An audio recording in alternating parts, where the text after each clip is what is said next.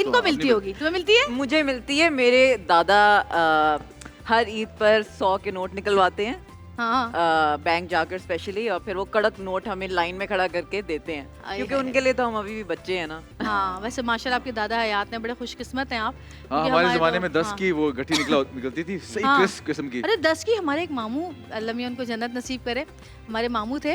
अच्छा, जब 2 रुपए का नोट आया ना, तो उन्होंने उस जमाने में वो 2-2 रुपए सबको देना शुरू किए, और उसके बाद 15 साल गुजर गए, वो वही 2 की गड्डी दे, जब तक बंद नहीं हुआ ना नोट, वो वही देते रहे। चल रहे हैं 2 की गड्डी। वही भाई 2 के है तो 2 कर दो, 4 कर दो, 6 कर दो ना, वही 2 रुपए। दादा तो वही है ना। हाँ, वैसे कुछ लोग होते हैं ऐसे, लेकिन ये जब भी ईदी मिलती है, थोड़ी हो कम हो ज्यादा, उस ईदी की कोई खुशी अलग ही होती है। अमाउंट की वैल्यू नहीं, आई थिंक उस जेस्चर की वैल्यू है। मेरे एक अंकल थे, अब उनको जब भी हम ताजा नोट कोई देता था, पहले एक सेकंड, आप सीरियस बात कर रहे हैं मजाक? नहीं, सीरियस बात कर रहा हूँ, पुरानी यादें शेयर कर रहा हूँ। अजीब से लग रहे हैं, आप सीरियस बोलते हैं। हमारे थे, उनको जब भी कोई ईदी देता था, ताजा नोट देता, वो उसको सूंघते थे पहले, तो हम बोलते थे अंकल आपको जब भी नोट देते थे आप सूंघते हो, तो बाद में पता चला वो नशा करते थे।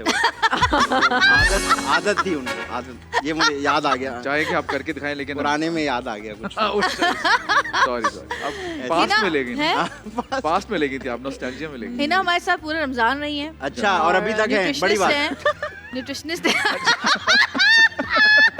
ये आपने मुझ पे नहीं कह रहा हूँ, बड़ी बात है कि तरक्की कर रही है, कि साथ ही हैं बस। घर तो जा रही है ना अब? नहीं, यहीं रहेगी। मैंने अभी कहा ना कि अब एक्सप्रेस मेरा घर बन गया है, उन्होंने मुझे अडॉप्ट कर लिया है। तभी वो मैंने बिल्ली को साइड पे किया तो कहती है खाला इनको नहीं करो। ठीक है, नहीं बिल्ली ने इनको खाला बोला, इन्होंने बिल्ली को खाला बोला? नहीं, इन्होंने बिल्ली को खाला बोला। अच्छा, फैमिली है ना, सब फैमिली है, पौधे भी फैमिली है, हर चीज। अच्छा जुनैद, बच्चों के बाद की ईद और बच्चों से पहले की ईद के क्या फर्क है? पर यही वही बात है, अब देने वाला हाथ हो गया ना। हाँ। अब बच्चे ईद पे एक्साइटेड होके आते हैं कि भाई जी क्या सीन है, तो उनको फिर दी जाती है। फिर पहले से उन्होंने डिसाइड किया होता है कि हमने इस ईद पे क्या लेना है, हाँ। तो उस हिसाब से ईद उन्होंने कैलकुलेट की होती है कि हमें इतनी चाहिए बिकॉज हमें ये लेना है। वो सारी ईदी देते हो? Of course. हमें तो बोलना पड़ता है सऊद से, क्या ईदी दें, ईदी दें।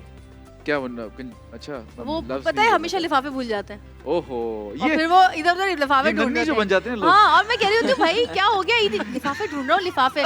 मैंने कहा भाई लिफाफे हमें ऐसे ही दे दें आप। लिफाफे।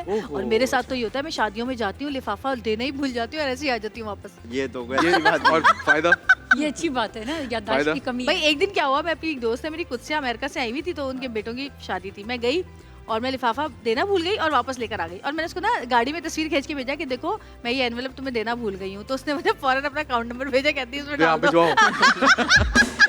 ये अच्छा मौका है लेने का, तो ईदी में उसके हफ्ते बाद उसको मैसेज करके कहती मैं डकैती हो गई, मेरा मोबाइल छीन के ले गया। अच्छा, आप मुझे बताइए कि आपका, मैं पूछना चाह रही हूँ कि आना कैसे हुआ इस फील्ड में, इत्तेफाकन या प्लान करके आई? मेरा तो इत्तेफाकन ही था, एक्सीडेंटली में आई थी इधर। अच्छा। मैं तो थिएटर करती थी स्कूल में। हाँ हाँ। तो वहीं पे मुझे सरमद खूसट ने देखा था और उनकी मुझे कॉल आ गई, तो मैं तब से बस चल रहा है काम। और लिखने का क्या मतलब, लिखना, क्योंकि मुझे लिखने वाले लोगों से जरा शगफ ज्यादा होता है, तो लिखना कैसे शुरू किया? लिखा रही है ना। हाँ, इस वजह से। जी बिल्कुल। मैं असल में एनसीए गई थी, फिर मैं यूएस भी गई थी फिल्म मेकिंग ही पढ़ने, तो वहाँ पे भी मेरे मेजर्स राइटिंग ही थे और प्रोडक्शन, तो मैंने वहीं से फिर ये सिलसिला शुरू किया। हमेशा से मुझे एक्टिंग से ज़्यादा एक्चुअली फिल्म मेकिंग में इंटरेस्ट रहा है, तो ये तो एक्सीडेंटल था कि मैं एक्टर बन गई, मेरी अपनी, मैं उससे नहीं बनी थी मर्जी से।